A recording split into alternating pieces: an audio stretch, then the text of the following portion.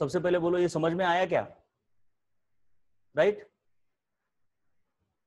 और हाँ, तो फिर मैं और एक बार बताता हूं आपको कि क्या हुआ। आपको ये रिएक्शन मास मास रिलेशनशिप हम देख रहे हैं। पहले हमने मास मोल देखी, राइट? तो मास मास रिलेशनशिप में क्या होता है, इसका मास दिया है, इसका निकालना होगा, मतलब मास से मास, मोल से मोल निकालना है, मोल मोल रिलेशनशिप, मोल से मास निकालना है, मोल मास रिलेशनशिप, मास से मोल निकालना है, मास मोल रिलेशनशिप, मास से मास निकालना है, मास मास रिलेशनशिप। ऐसी कोई बहुत बड़ी बात नहीं है, बहुत ही सिंपल है। तो इसका मास दिया है, तो मैंने बोला कि मास में काम करना ही नहीं है, सबसे पहले मोल में जाना है, राइट?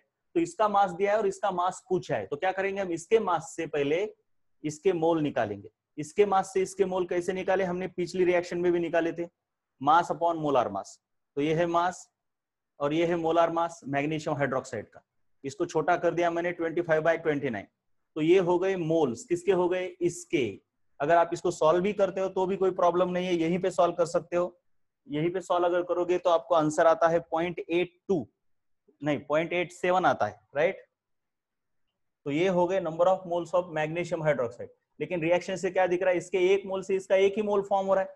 तो सिंपल सी बात है, इसके मोल कितने फॉर्म हो गए, 0.87 या फिर इतने। अब उसके बाद मैंने क्या बोला, हमको इसके मोल नहीं पूछे, इसका मास पूछे, तो इसके मोल से इसका मास निकाल सकते हैं। मास इज इक्वल टू क्या होता है, number of moles multiplied by molar mass.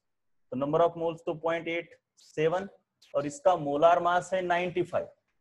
तो इसको सॉल्व करने के बाद आपका आंसर आता है 82.6। तो इस तरीके से आपको इसके मास से इसके मोल पर जाना है, इसके मोल से इसके मोल पर आना है, और इसके मोल से इसके मास पर जा सकते हैं। ये हो गया मास मास रिलेशनशिप के ऊपर एक क्वेश्चन। अब इसी क्वेश्चन को दूसरे तरीके से भी किया जा सकता है। देखिए इसी क्वेश्चन को अगर समझ में आया तो उस तरीके से करो, अदरवाइज मत करो उस तरीके से। तो देखो इसका मोलार मास निकालता हूं मैं। अब रिएक्शन से क्या पता चलता है कि इसका एक मोल से इसका एक मोल फॉर्म हो रहा है। ये तो रिएक्शन से पता चल रहा है, इसके एक मोल से इसका एक मोल फॉर्म हो रहा है। तो इसको अगर मास में कन्वर्ट करूंगा, इसका एक मोल यानी कितना मास, जो कि हमने अभी निकाला, कितना था इसका 58। तो हम ऐसा कह सकते हैं कि इसके एक मोल से यानी इसके 58 ग्राम से, इसके 58 ग्राम से इसका एक मोल फॉर्म हो रहा है, यानी इसका कितना हो रहा है मास, हमने अभी निकाला था 95। तो हम रिएक्शन को देख के एक तो ऐसा कह सकते हैं directly 1 mole of this is equal to 1 mole of magnesium chloride, या फिर हम ऐसा भी कह सकते हैं कि 58 ग्राम ऑफ दिस, क्योंकि 1 मोल का मतलब 58 ग्राम है। So 58 gram of this is equal to 95 gram of this. क्या ये आपको समझ में आया? पहले ये बताओ, पहले ये बताओ मुझे, बोलो। यस। तो राइट, इसके 58 ग्राम से इसके 95 ग्राम प्रोड्यूस होते हैं। तो हमको दिया क्या है, इसके 50 ग्राम दिए हैं, यानी इसके 50 ग्राम से इसके कितने ग्राम प्रोड्यूस होंगे। इसको आप छोड़ दो, क्योंकि हमको इसका मास से मास ही निकालना है। तो x इज इक्वल टू इन दोनों का cross multiplication 95 into 50 divided by ये आएगा 58। तो इस तरीके से इसको अगर आप सॉल्व करोगे तो ये 0.82 कुछ आ जाएगा, जो हमारा आंसर आया था। तो डायरेक्टली आप इस तरीके से भी कर सकते हो। क्या ये भी आपको समझ में आया तरीका? मैंने 2 तरीके बताए, क्या ये आपको समझ में आया? दूसरा वाला तरीका ये कुछ 82.6 आता है ना, सॉरी ऐसे आता है, मल्टीप्लिकेशन गलत हो गया। 2 तरीके मैंने बताए, एक तो रिएक्शन से आप क्या करो, डायरेक्ट इसका molar mass is equal to इसका मोलार मास। लेकिन मेरा तो कहना है कि ऐसे डायरेक्ट मत करो, पहले इसके मास से मोल पर जाओ, इसके मोल से इसके मोल निकालो और इसके मोल से इसका मास निकालो। यही आपको ज्यादा आसान जाएगा। अब और एक क्वेश्चन देता हूं इसके ऊपर, मतलब लेता हूं मैं पहले, तो आपको समझ आएगी मास मास रिलेशनशिप की।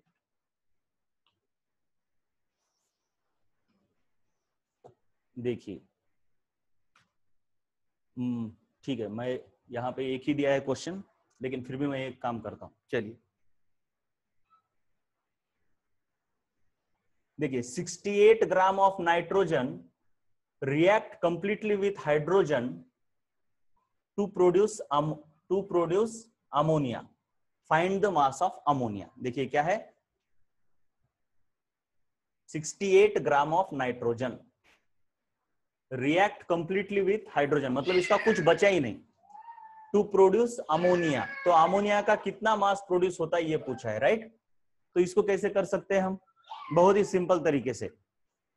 तो देखिए इसका 68 ग्राम बोला है, मैंने बोला कि मास दिया है, मास पूछा है, तो मास के ऊपर रहना ही नहीं है, मास को पहले मोल में कन्वर्ट करो। लेकिन इससे भी पहले एक चीज है, इस रिएक्शन को क्या करना होगा, balance.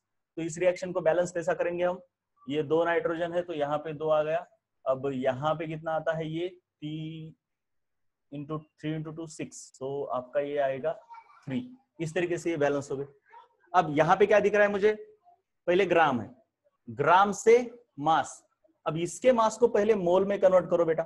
Moles is equal to क्या होता है, मास अपॉन मोलार मास। मास कितना है, 68 ग्राम। अमोनिया का मोलार मास, सॉरी नाइट्रोजन का मोलार मास कितना आता है, ये, ठीक है। मैं थोड़ा इसको आसान कर देता हूं, आसान 56 ग्राम ले लेते हैं हम इसका, आसान करने के लिए। क्यों, क्योंकि डिवीजन में प्रॉब्लम ना आए, क्योंकि हमारा एम डिवीजन करना नहीं है, यहाँ पे कुछ सीखना है। तो यहाँ पे है 56 और मोलार मास ऑफ नाइट्रोजन कितना आता है, 28। तो इस तरीके से नाइट्रोजन के नंबर ऑफ मोल्स कितने आ गए, 28 2 56, सो 2 number of moles of nitrogen 2 आ गए। मैंने क्या बोला, इसके मोल निकाले, अब इससे इसके मोल निकालो। देखो देखिए ठीक से देखो, ठीक से देखो, इसके मोल। अब आपको ये देख रहा है नाइट्रोजन के 1 मोल से इसके 2 मोल फॉर्म होंगे, लेकिन हमको दिया है नाइट्रोजन के 2 मोल, 56 ग्राम यानी 2 मोल दिए। तो ये रिएक्ट होने के बाद अमोनिया के कितने मोल फॉर्म होंगे, बताओ जरा मुझे रिएक्शन को देख के। अब डायरेक्ट आना चाहिए, आपको डायरेक्ट आना चाहिए। इसको हम कैसे कर सकते हैं, मोल से मोल को मैंने मोल मोल रिलेशनशिप में बताया है, राइट, वेरी गुड, बहुत अच्छे। 4 आएंगे, मतलब इसके 1 से 2, 1 इज इक्वल टू 2, सो 2 से कितना, ऐसा कर सकते हो आप, तो x इज इक्वल टू 4। तो इसके 4 मोल प्रोड्यूस होंगे अमोनिया के। लेकिन आपको पूछा क्या है, अमोनिया का मास पूछा है, राइट। तो अमोनिया का मास निकालना है, मास यानी number of moles into molar मास।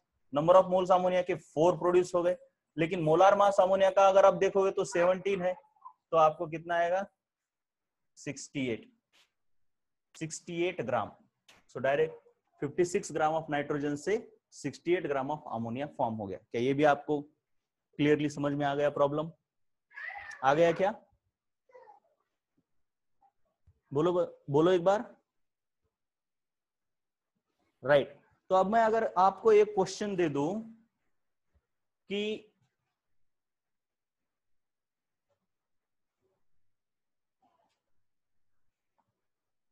अगर मीथेन कंप्लीटली ऑक्सीजन के साथ रिएक्ट होता है, 64 gram of methane completely reacts with oxygen, आपको पता ही है क्या देता है, लेकिन फिर भी मैं बताता हूं, कार्बन डाइऑक्साइड और वाटर, आपको इसको बैलेंस भी करना होगा। तो मुझे आपको बताना है कि वाटर के कितने ग्राम्स प्रोड्यूस होंगे, कम ऑन आप करो ये क्वेश्चन, कितने ग्राम प्रोड्यूस होंगे।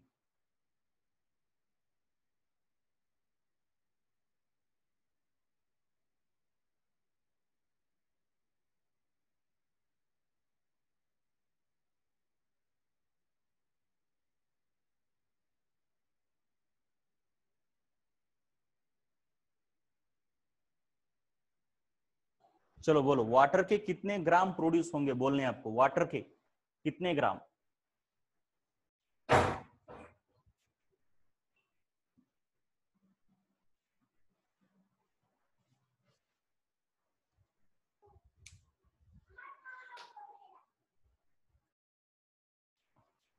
किस तरीके से इसको सॉल्व कर सकते हैं, देखते हैं हम।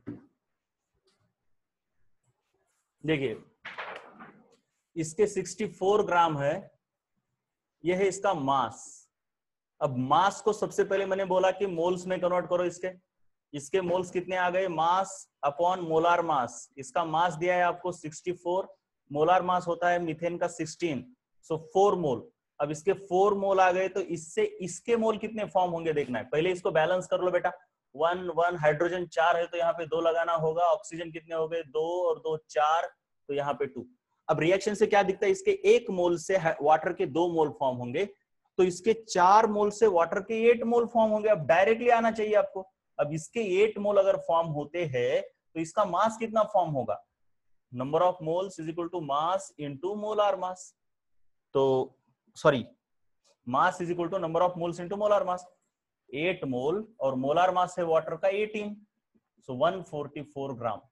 इस तरीके से होता है ये मास मास रिलेशनशिप। अब देखते हैं थोड़ा हम वॉल्यूम को कैसे इन्वॉल्व किया जा सकता है। बहुत आसान है, कुछ नहीं है। अब मास वॉल्यूम रिलेशनशिप, ठीक है, मास वॉल्यूम रिलेशनशिप कैसे, कुछ भी नहीं है ऐसे।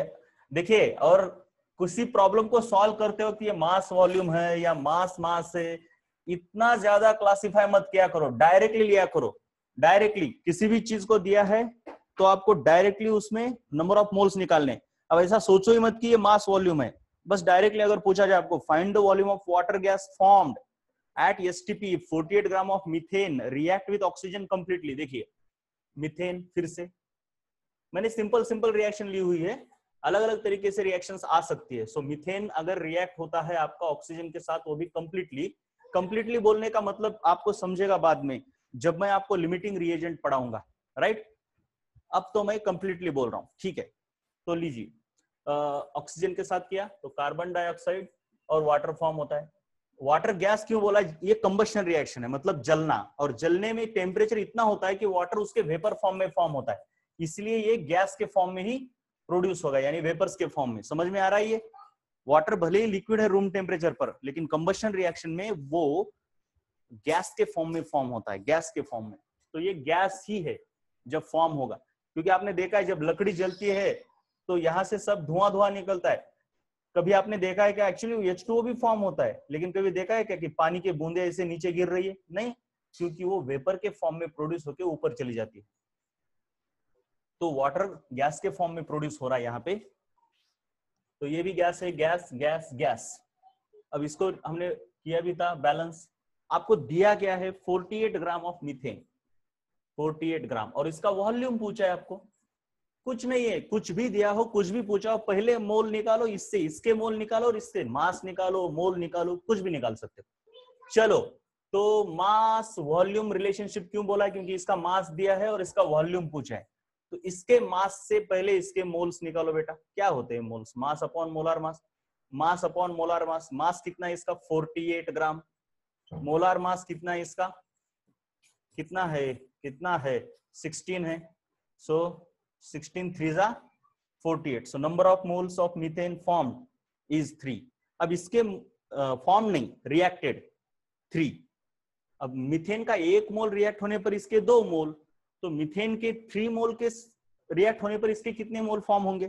तो सिंपल सी बात है, इसके 2 टाइम्स, यानी इसके 2 टाइम्स, यानी इसके 6 मोल। अब इसके 6 मोल फॉर्म हो गए। अब इसके मोल से इसका वॉल्यूम निकलना है। अरे बहुत ही आसान है बेटे, हमने ये सब देखा है ना, mass upon molar mass, n dash upon NA is equal to V upon VM, ऐसा देखा ये, मतलब बहुत बड़ी बात नहीं है, आसान सी चीज है, ठीक है। तो मैं ये भी कर देता हूं। चलिए, तो यहाँ पे वॉल्यूम इज इक्वल टू क्या आता है, number of moles into molar volume. अब STP पे पूछा है तो no tension, so number of moles 6 और मोलार वॉल्यूम एट STP 22.7 या फिर 22.4, कुछ भी हो सकता है। आपको 22.7 लेके करना है, लेकिन बुक्स में 22.4 होगा। तो आपका कितना आएगा, 6 4 जा 24, 2 रिमेनिंग, 6 2 जा 12, 4 6 2 जा 12 and 1 13, so you get 134.4 litre. तो इसका volume 134.4 litre at STP form हो गया। क्या है, बहुत ही आसान है। क्या आपको ये भी समझ में आया? बोलो बोलो एक बार, ये भी समझ में आया क्या? ये वाला क्वेश्चन आपको समझ में आया क्या?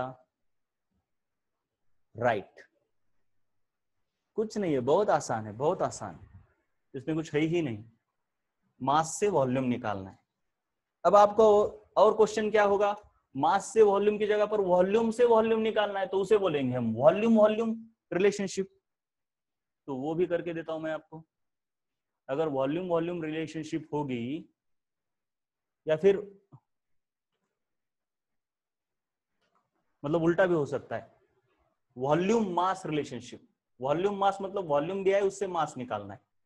क्या दिया है, when 100 dm cube of O2 react with water completely, O2 react with water नहीं sorry hydrogen completely, then find the mass of water formed।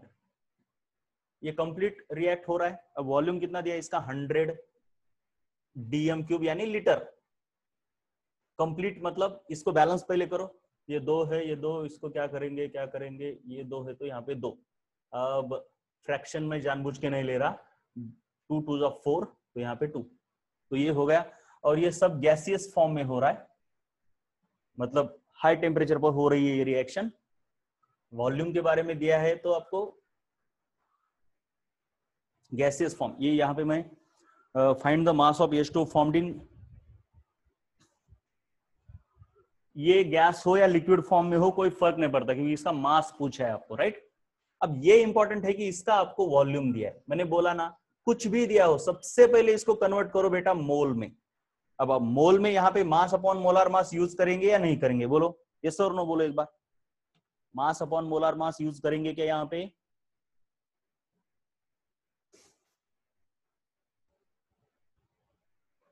बोलो mass upon molar mass use करेंगे क्या, अरे फटाफट बोलो। और कोई, चलो नहीं, क्यों नहीं करेंगे, क्योंकि बेटा यहाँ पे मास दिया ही नहीं ना। क्या दिया है आपको, क्या दिया है, वॉल्यूम दिया है, तो वॉल्यूम अपॉन मोलार वॉल्यूम ये यूज करेंगे। अरे जो दिया है वही यूज करेंगे। सो 100 upon molar volume at STP, सभी क्वेश्चन एसटीपी पे दिया है आपको, और कुछ दिया नहीं मतलब एसटीपी अज्यूम करो। फिर अगर टेम्परेचर प्रेशर कुछ दिया ही नहीं है तो एसटीपी अज्यूम करो। सो 22.4 आएगा। अब ये डिवीजन मैं यहां पे नहीं करने वाला, उसमें हम टाइम बर्बाद नहीं करेंगे, वो आप कर सकते हो, राइट। तो ये मैं आपको डायरेक्टली करके बताता हूं। मेरे ख्याल से 100 अपॉन 22.4 तो 4.46 आता है, राइट। सो यहाँ पे आपके, या फिर रुको, हाँ मास निकालना है। सो 4.46 बस हो गया इतना। सो इतने मोल इसके फॉर्म हो गए बेटा। अब मैंने क्या बोला, इसके मोल से इसके मोल निकालो, ये है रिएक्शन। इसके 1 मोल से इसके 2 मोल फॉर्म होते, तो इसके अगर 4.46 मोल ये अगर रिएक्ट हो गए तो वाटर के कितने मोल फॉर्म होंगे, बताओ मुझे जरा। रिएक्शन को देख के बताओ फटाफट, और फास्ट बता सकते हो बेटा आप।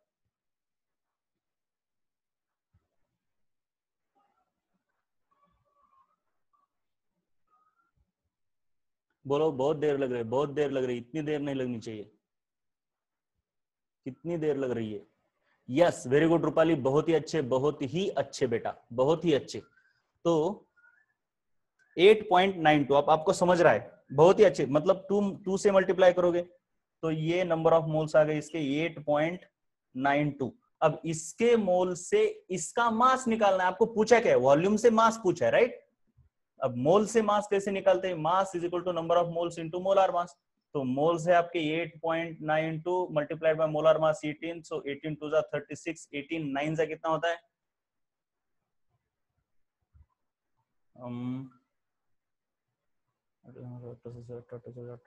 हाँ 162। तो 165, सो 16 रिमेनिंग। तो 18 8 जा 144 और 16 कितने हो गए बेटा, ये 50 60 1 2 के, सो 160.56। तो इसका मात्र 160.56 ग्राम प्रोड्यूस हो गया। चलिए, ये भी आपको समझ में आ गया। तो आज हम सबसे पहले क्या करते हैं, ये लिख लेते हैं, राइट। इसको पहले आप लिख लो। चलो, एक एग्जाम के डाउट्स हम देख रहे हैं बेटे, एग्जाम के डाउट्स देख रहे हैं। और उसमें आपका ये जो क्वेश्चन है ना 24th वाला, जहां पे क्या लिखा है कि एक मतलब आयरन के 2 ऑक्साइड है, एक ऑक्साइड में 22% है ऑक्सीजन, दूसरे ऑक्साइड में 30% है ऑक्सीजन। तो आपको फिक्स मास ऑफ ऑक्सीजन के साथ आयरन का जो वेट यहाँ पे कंबाइन हो रहा है और यहाँ पे इन दोनों का रेशियो निकालना है। तो मैंने क्या किया, वैसे तो ऑक्साइड कुछ भी हो सकते हैं, लेकिन एक ऑक्साइड को ऐसा मान लिया, एक ऑक्साइड को ऐसा मान लिया। तो आप बोल सकते हो कि सर इधर कुछ भी नहीं है क्या, तो वो एक्सप्लेन करने के लिए मैं यहाँ पे कुछ लिख रहा हूं। ठीक है, अगर कुछ क्लियर नहीं दिख रहा तो बेटे आप रिकॉर्डेड वीडियो को देख सकते हो बाद में यूट्यूब के ऊपर। ठीक है, उसके लिए तो हम कुछ कर नहीं सकते ना, आप क्या करें। तो सबसे पहले ये आपको समझ में आया कि 2 से मल्टीप्लाई कर सकते हो, फॉर्मूले को 4 से मल्टीप्लाई कर सकते हो, या 2 से डिवाइड भी कर सकते हो। मतलब फॉर्मूले को हम कुछ भी कर सकते हैं, वो एक्चुअल मॉलिक्यूल नहीं दिखाएगा, लेकिन परसेंटेज चेंज नहीं होगा। मैं क्या बोल रहा हूं, यहां पे आप ऑक्सीजन का परसेंटेज निकालो, यहां पे निकालो, यहां पे निकालो, परसेंटेज चेंज होने वाला नहीं है, सेम रहेगा परसेंटेज। चलो ये फंडा क्लियर है क्या, ये फंडा क्लियर है क्या? परसेंटेज बाय मास चेंज नहीं होने वाला। मतलब बैग है, उसमें अगर 2 एप्पल है और 4 मैंगो है, तो इसके मल्टीप्लीकेशन कुछ भी करो, 8 से मल्टीप्लाई करो, तो बैग कैसे बनेगी बेटे? 8 2 16 एप्पल और 8 4 32 मैंगो। तो यहाँ पे एप्पल का जो परसेंटेज है वही यहाँ पे है, by number as well as by mass. मतलब किसी एक फिक्स नंबर से अगर दोनों को मल्टीप्लाई करते हो तो परसेंटेज चेंज नहीं होता। हाँ, अगर सिर्फ एक को ही मल्टीप्लाई करते हो, इसको 16 करते हो और इसको मल्टीप्लाई ही नहीं करते, इसको 4 ही लगते हो, तो परसेंटेज सेम नहीं रहता। किसी एक फिक्स नंबर से मल्टीप्लाई या डिवाइड करने पर प्रोपोर्शन चेंज नहीं होता, प्रोपोर्शन वही रहता है बेटे, राइट? पता है ना आपको, 3:6, इसको आप क्या लिख सकते हो, 1:2 भी लिख सकते हो ना। मतलब हमने क्या किया, इस दोनों को 3 से डिवाइड किया। फिक्स नंबर से डिवाइड करने पर या मल्टीप्लाई करने पर प्रोपोर्शन चेंज नहीं होता, प्रोपोर्शन चेंज नहीं होता तो परसेंटेज भी चेंज नहीं होता, क्योंकि परसेंटेज और प्रोपोर्शन एक जैसे ही होते हैं। तो इसलिए मैंने क्या कर दिया, इसको मैंने Fe 3/2 लिखा। अब इसको मैं ऐसे भी लिख सकता हूं, अगर मैंने इसको 3 से डिवाइड किया तो क्या लिख सकता हूं, Fe 2/3O, ऐसे भी लिख सकता हूं, राइट? ठीक है ना। तो इस तरीके से मेरे पास ये 2 फॉर्मूले आ गए, सॉरी ऐसा फॉर्मूला आ गया। यानी आपका भले ही आयरन का ऑक्साइड ऐसे हो, लेकिन परसेंटेज का प्रॉब्लम सॉल्व करते हो मैं उसको ऐसे भी लिख सकता हूं, नो प्रॉब्लम, राइट? तो इसलिए क्या है, एक्चुअली मुझे ये पता है कि ये क्या है। मतलब आयरन के 2 ऑक्साइड होते हैं, Fe2O3 और एक होता है FeO। तो मैंने एक्चुअली क्या मान लिया कि मान लो इसे मैंने ऐसे लिख दिया, Fe 2/3O, और इसको तो कुछ करने की जरूरत नहीं है, FeO। तो मैंने क्या किया, इसको दिख रहा है क्या, इसको लिखा FeX, X यानी ये और ये O, और इसको क्या लिखा, FeYO, Y यानी क्या, 1। परसेंटेज की प्रॉब्लम सॉल्व करने के लिए मैं ऐसे लिख सकता हूं, और मुझे ऑक्सीजन का यहाँ पे फिक्स वेट भी मिल गया, इसलिए मैंने ऐसा किया। अब मुझे ये पता पहले से ही है, इसलिए मैं इस तरीके से लिख पाया। पता नहीं होता तो भी मैं एज्यूम करके ऐसे लिख सकता हूं। आपको ऐसा लग सकता है कि भाई ऐसे कौन से आयरन के ऑक्साइड से, तो आपको समझा कि परसेंटेज का प्रॉब्लम है, इसलिए मैं, हाँ Fe3O4 एक अलग चीज है बेटे, Fe3O4 ना Fe2O3 एंड FeO, इन दोनों का कॉम्बिनेशन होता है, तब जाके ये बनता है Fe3O4। एक्चुअली Fe3O4 एग्जिस्ट नहीं करता, खुद नहीं एग्जिस्ट करता। एक तो ये एग्जिस्ट करता है जहां पर आयरन की वैलेंसी 2 है, और एक तो ये एग्जिस्ट करता है जहां की आयरन की वैलेंसी 3 है। बस बात खत्म। अब तो इस प्रॉब्लम को हम सॉल्व करेंगे, ये इंपॉर्टेंट है। चलिए, तो अब ये तो ठीक हो गया। अब इसके फिक्स हमको यहाँ पे x और y निकालने हैं, बाकी कुछ नहीं करना है। तो देखो यहाँ पे ऑक्सीजन का परसेंटेज 22 है। अब आपको पता है परसेंटेज ऑफ ऑक्सीजन का फॉर्मूला क्या होता है, mass of oxygen upon molar मास, या फिर इसका जो भी फॉर्मूला मास आता है, या FeXO। परसेंटेज ऑफ ऑक्सीजन आपको दिया है 22, मास ऑफ ऑक्सीजन इसमें कितना भी हो, मान लो, अब देखिए यहाँ पे अगर देखोगे तो मास ऑफ ऑक्सीजन यहाँ पे 1 है तो 16 हो गया, और इसका मोलार मास कितना होगा पूरे का, आयरन का molar mass multiplied by x होगा, राइट। सो आयरन का molar mass multiplied by x, वो शायद 56 है, प्लस ऑक्सीजन का 16, और वैसे ही इसका एक इक्वेशन बनेगा बेटे, राइट। और हमको क्या करना है, वैसे भी एक्स निकालने की जरूरत नहीं है, मास ऑफ आयरन लिखते हैं ना हम, मास ऑफ आयरन, ठीक है ना, मास ऑफ आयरन। इसका टोटल मास हमको क्या पूछा है कि इसके फिक्स वेट के साथ इसका कितना मास है, इसके फिक्स वेट के साथ इसका कितना मास है। यहां पे तो दोनों में ऑक्सीजन का फिक्स वेट हो गया, अब इसका मोलार मास यानी इसका मास प्लस इसका मास हो रहा है। अब इसका यक्स और ये सब निकालने की जरूरत ही नहीं है, डायरेक्टली इसका मास निकालो। देखो इसका molar mass of this whole thing is nothing but mass of iron in it plus mass of oxygen in it, right. अब मास ऑफ ऑक्सीजन तो 16 है और इसका तो निकालना है हमको, तो सिंपल सी बात है, मैंने इस मोलार मास को क्या लिखा, मास ऑफ आयरन प्लस 16। वैसे अब इसके लिए क्या इक्वेशन बनता है, ये 30%, मतलब 30 है इसकी वैल्यू परसेंटेज की, ऑफ कोर्स इसको 100 से मल्टीप्लाई भी करना पड़ता है बेटे, परसेंटेज है, राइट ना। तो 30 इज इक्वल टू ऑक्सीजन का mass divided by whole mass of this thing, whole mass of this thing is mass of this, जो कि मास ऑफ आयरन, इसको हम बोलेंगे डैश, और इन दोनों का ही रेशियो निकालना है हमको, यहाँ पे आयरन का मास और यहाँ पे आयरन का मास, इन दोनों का रेशियो निकालना है, प्लस 16। चलिए अब इनका रेशियो निकालने के लिए हम इन दोनों को बस डिवाइड कर देते हैं, और क्या करना है, और क्या करना है, बात खत्म हो जाती है। चलिए इसको, इस इक्वेशन को इस इक्वेशन से डिवाइड अगर करेंगे तो क्या आएगा, देखिए 22 डिवाइडेड बाय, लेकिन याद रखना हमको ये पूछा है ना कि हमको उल्टा पूछा है, नहीं पूछा ऐसा, क्योंकि पहले इसका जिक्र किया है तो ऊपर ये आना चाहिए, राइट बेटे, ये तो आपको पता होना चाहिए, पहले जिसको बोला है वो पहले आना चाहिए। सो अगर हम यहाँ पे ऐसे डिवाइड करते हैं तो ये ऊपर चला जाता है, तो मैं क्या करूंगा, इस इक्वेशन को नीचे लिखूंगा, इसको और एक बार नीचे, 22 is equal to 16 upon mass Fe, चलो मान लेते हैं हम प्लस 16, इसको मैं काट देता हूं। अब इसको इससे डिवाइड करता हूं इक्वेशन को, यहाँ पे भी 100 है, राइट। अब डिवाइड करने के बाद क्या बनता है, देखिए क्या बनता है, ये है पूरा, ये 100 और 100 कैंसिल, 16 और 16 कैंसिल, तो ये जाएगा ऊपर, ये आएगा नीचे। So mass of Fe plus 16 upon mass dash of Fe plus 16, और इज इक्वल टू ये 30/22।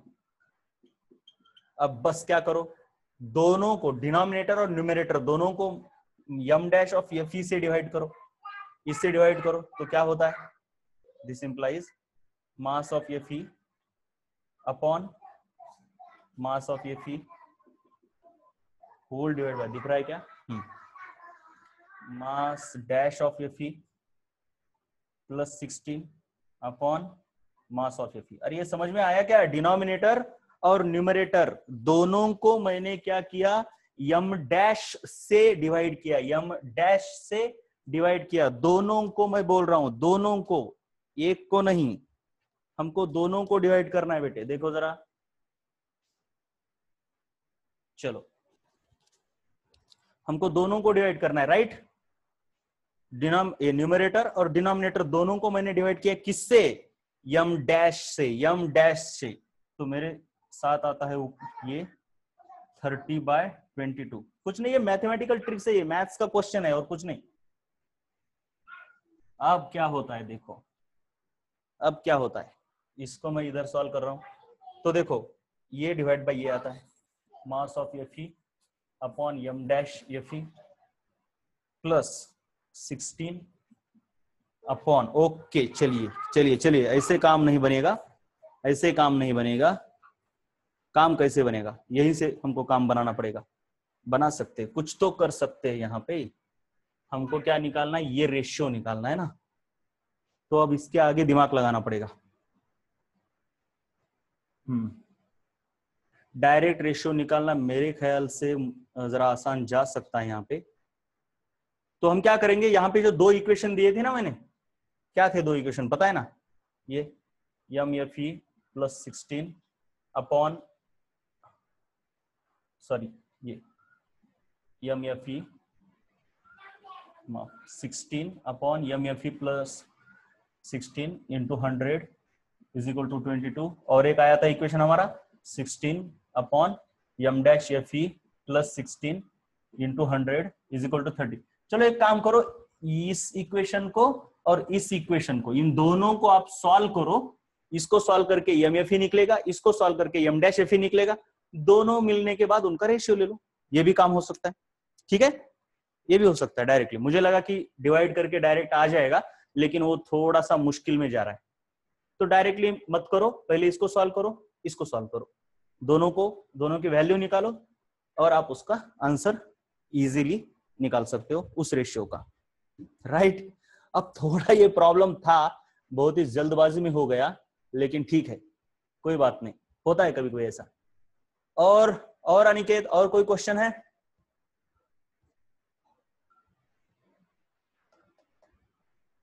चलिए फिर ठीक है, आज की मीटिंग एंड कर, हाँ 32 वाला बेटा, चलिए फिर इसको कल देख लेते हैं, क्योंकि अभी टाइम खत्म हो गया, अगली बैच है मेरी। स्पेसिफिक हीट वाला क्वेश्चन ये ना मैं आपको कल पढ़ा देता हूं इसकी मेथड में, ठीक है। चलिए बाय बाय, कल